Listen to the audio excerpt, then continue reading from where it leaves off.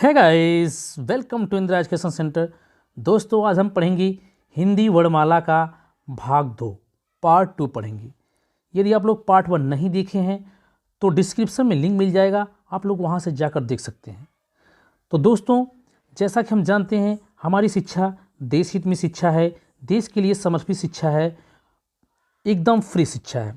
तो दोस्तों, इसी को कंटिन्यू करते हुए यदि आप लोग चैनल पर पहली बार विजिट कर रहे हैं तो चैनल को सब्सक्राइब करें, वीडियो को ज़्यादा से ज़्यादा दोस्तों में शेयर करें, लाइक करें और कमेंट करें। तो दोस्तों, कंटिन्यू करते हुए हम देखेंगे पहले हिंदी वर्णमाला।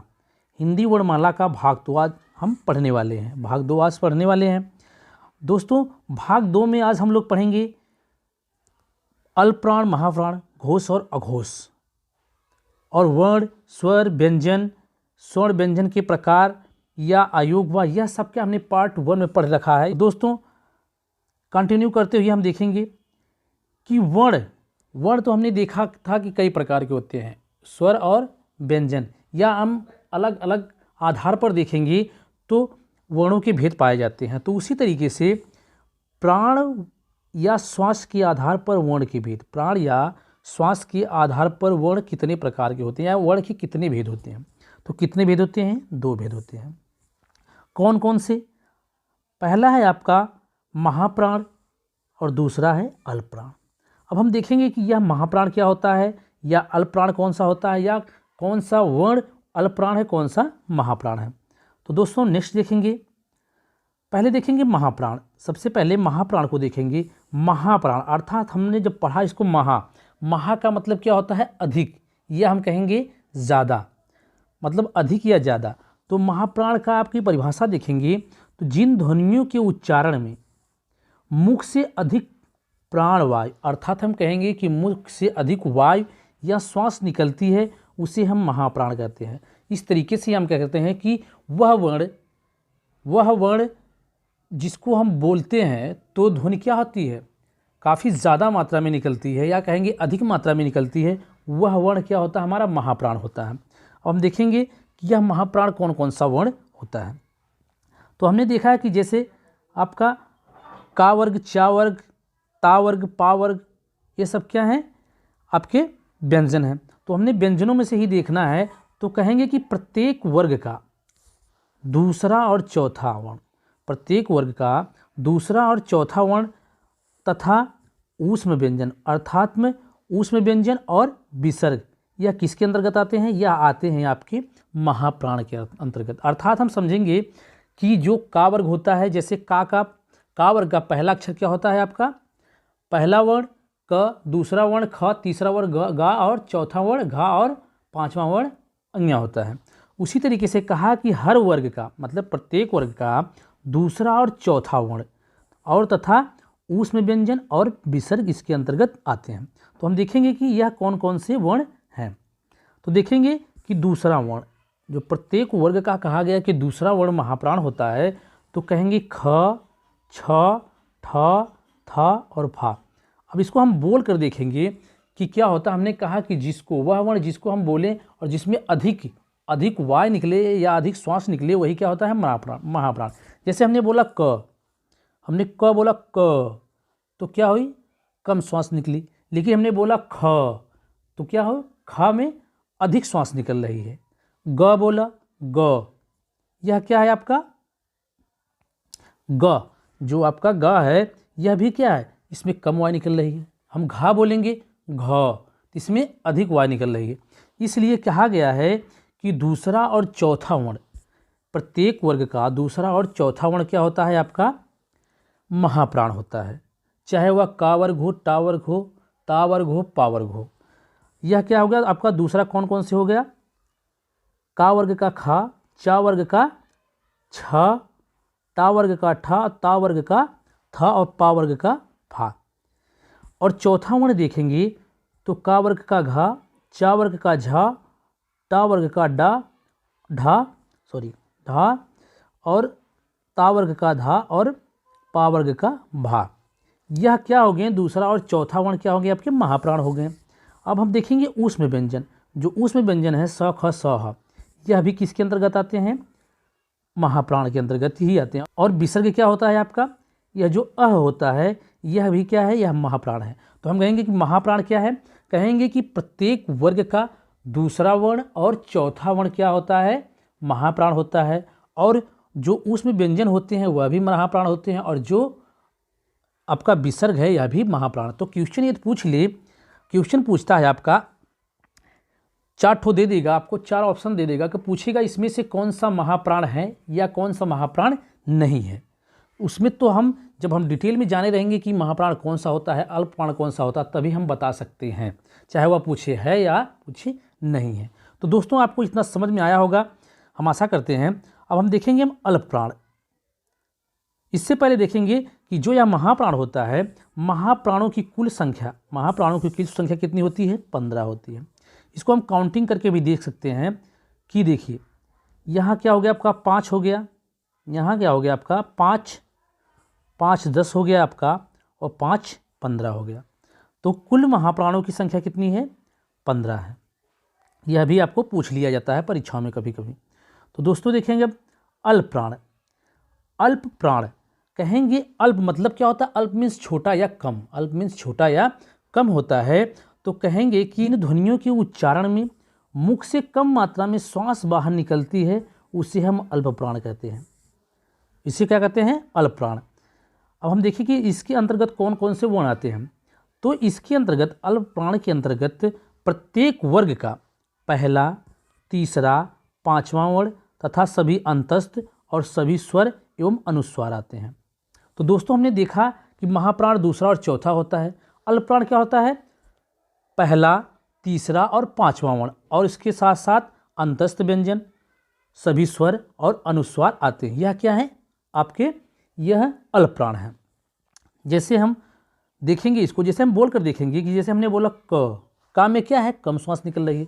हमने बोला खा में अधिक श्वास निकल रही है, इसलिए का क्या है आपका, का आपका क्या है, अल्प प्राण है।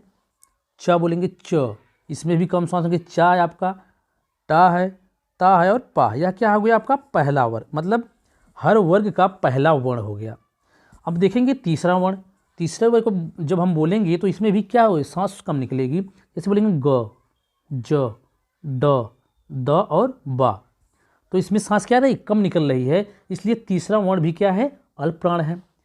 हम देखेंगे पांचवा वर्ण, हर वर्ग का पांचवा वर्ण देखेंगे, अंग्या, इया, ण, न और म। हम इसको भी बोल रहे हैं तो क्या हो रही है, श्वास कम निकल रही है, इसलिए कहा गया कि क्या है, ये अल्प प्राण है। तो अल्प प्राण कौन कौन से हैं, हर वर्ग का पहला, तीसरा और पांचवा वर्ण, यह क्या है आपके अल्प प्राण है।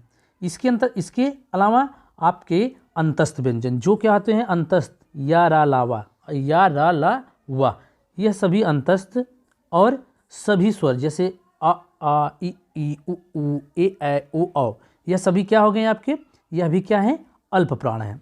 अंग, यह भी क्या है, अल्प प्राण है। अनुस्वार जिसको हम अंग कहते हैं, यह भी क्या है आपका अल्प प्राण है। तो दोस्तों हमने देखा कि अल्प प्राण क्या है, आपका महाप्राण दूसरा और चौथा हर वर्ग का, और उसमें व्यंजन और क्या है आपका विसर्ग आता है। लेकिन हमने अल्प प्राण देखा तो अल्प प्राण में कौन कौन से, पहला, तीसरा, पांचवा और भी अंतस्थ, सभी स्वर और अनुस्वार। तो दोस्तों नेक्स्ट देखेंगे कि हमने देखा कि महाप्राणों की कुल संख्या कितनी होती है, 15, लेकिन यहाँ पर अल्प प्राणों की कुल संख्या कितनी है, 31। अब हम देखेंगे कंपन के आधार पर वर्ण के भेद, मतलब जो हम ध्वनि बोलते हैं उसके कंपन के आधार पर वर्ण के कितने भेद होते हैं। वर्ण के कितने भेद, यहाँ भी 2 भेद होंगे। कौन कौन से, आघोष वर्ण, अघोष वर्ण और घोष या सघोष वर्ण। घोष वर्ण या सघोष वर्ण दोनों एक ही हैं। तो हम इसको बारी बारी से देखेंगे कि घोष वर्ण क्या होता है, अघोष वर्ण क्या होता है।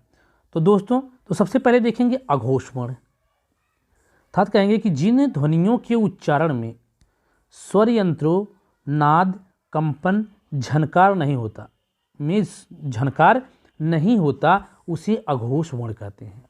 अर्थात वह वर्ण जिसको बोलने में क्या होता है, ध्वनियों में कोई क्या होती है, झनकार क्या होती है, नहीं होता, या कोई कंपन नहीं होती है, उसको हम क्या कहते हैं, उसको हम अघोष वर्ण कहते हैं।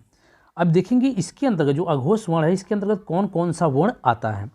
तो सबसे पहले देखेंगे कि इसके अंतर्गत अघोष वर्ण के अंतर्गत प्रत्येक वर्ग का पहला और दूसरा वर्ण तथा ऊष्म व्यंजन से 3 ऊष्म व्यंजन से 3 स आपके 3 आते हैं। यह क्या है? सभी आपके अघोष हैं। तो देखेंगे, हमने बताया कि पहला और दूसरा वर्ण, प्रत्येक वर्ग का पहला और दूसरा वर्ग आपका क्या होता है? अघोष होता है। अघोष होता है। और ऊष्म से क्या? 3 स आपका पहला वर्ण देखेंगे, हम इसे बोल कर देखेंगे तो कहेंगे क। जब हम का बोल रहे हैं तो हमारे क्या है? ध्वनियों में कोई कंपन नहीं हो रही। जैसे देखिए हम बोलेंगे च, ट, त या प, इसमें कोई कंपन नहीं हो रही है। यदि इसी के स्थान पर हम बोलेंगे ग ग, तो क्या हो रही है? हमारी जीभ की यहाँ महसूस हो रही है कि हल्का सा कंपन हो रहा है। कंपन क्या हो रहा है? हो रहा है। इसलिए तीसरा, चौथा और पांचवा क्या होते हैं? घोष या सघोष वर्ण होते हैं। तो हम बोलेंगे, तो हम दूसरा वर्ण देखेंगे, बोलेंगे ख, छ, ठ, थ और फा। दूसरा वर्ण भी बोल रहे हैं तो कोई क्या है? ध्वनियों में कोई कंपन नहीं है।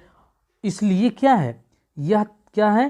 प्रत्येक वर्ग का पहला और दूसरा वर्ण क्या होता है? आपका अघोष होता है। क्या होता है? अघोष होता है। और उसमें से 3 होते हैं, स और स। यह क्या है? यह क्या है? अघोष के अंतर्गत आते हैं। तो अघोष के अंतर्गत कौन कौन से वर्ण आते हैं? प्रत्येक वर्ग का पहला और दूसरा, और जबकि उसके अलावा उसमें से 3 आते हैं। उसमें से क्या आते हैं? 3 आते हैं, श। अब हम देखेंगे कि इनकी संख्या कितनी होती है। तो अघोष वर्णों की कुल संख्या 13 होती है। अघोष वर्णों की कुल संख्या कितनी होती है? 13 होती है। अब देखेंगे हम घोष या सघोष वर्ण। घोष या सघोष वर्ण अर्थात कहेंगे कि जिन ध्वनियों के उच्चारण में हमारे स्वर ध्वनियों में नाद, कंपन, झंकार साथ साथ होते हैं, उन्हें हम क्या कहेंगे? सघोष वर्ण या घोष वर्ण कहेंगे। अर्थात कहेंगे कि ऐसे वर्ण जिसको बोलने में हमारे ध्वनियों में कंपन हो, वही क्या होता है? वही सघोष या घोष वर्ण होता है।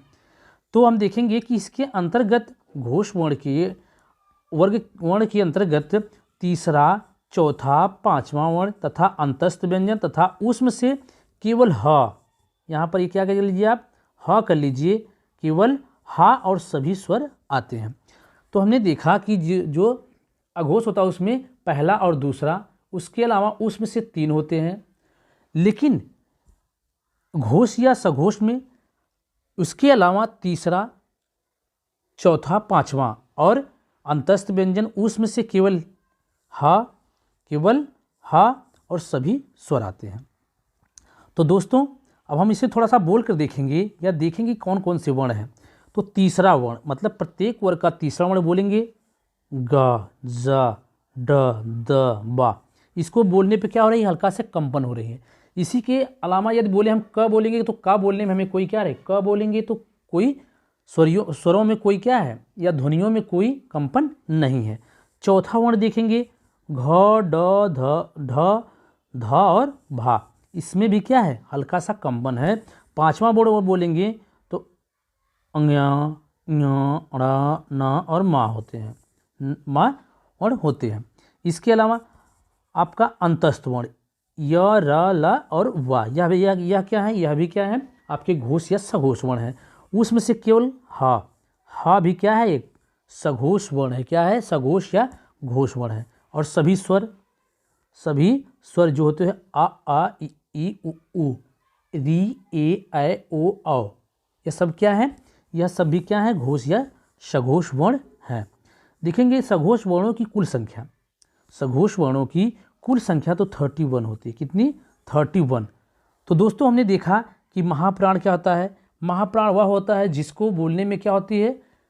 मुख से क्या होती है? अधिक श्वास निकलती है, उसे महाप्राण कहते हैं।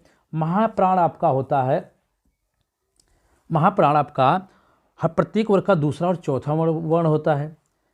प्रत्येक वर्ग का दूसरा और चौथा होता है। जबकि अल्पप्राण क्या होता है? पहला, तीसरा और पांचवा वर्ण होता है। अब हमने देखा कि घोष और अघोष। अघोष में क्या होता है? जिसमें इसको उच्चारित करते समय क्या होता है? कंपन नहीं होता। जैसे क्या होंगे? प्रत्येक वर्ग का पहला और दूसरा वर्ण और घोष या सघोष वर्ण जिसको बोलने में क्या होता है, ध्वनियों में कंपन होती है, और उसे क्या कहते हैं, जैसे आपका तीसरा चौथा पाँचवा वर्ण, तीसरा चौथा और पाँचवा वर्ण होता है। तो दोस्तों आज के लिए बस इतना ही। अब हम कल देखेंगे कि शब्दों के उच्चारित स्थान या शब्दों के उच्चारण स्थान, कि हम जो शब्दों को उच्चारित करते हैं वह गले में या अपने शरीर से कहाँ से उच्चारित करते हैं। तो दोस्तों कल फिर मिलेंगे नेक्स्ट वीडियो में। जय हिंद दोस्तों।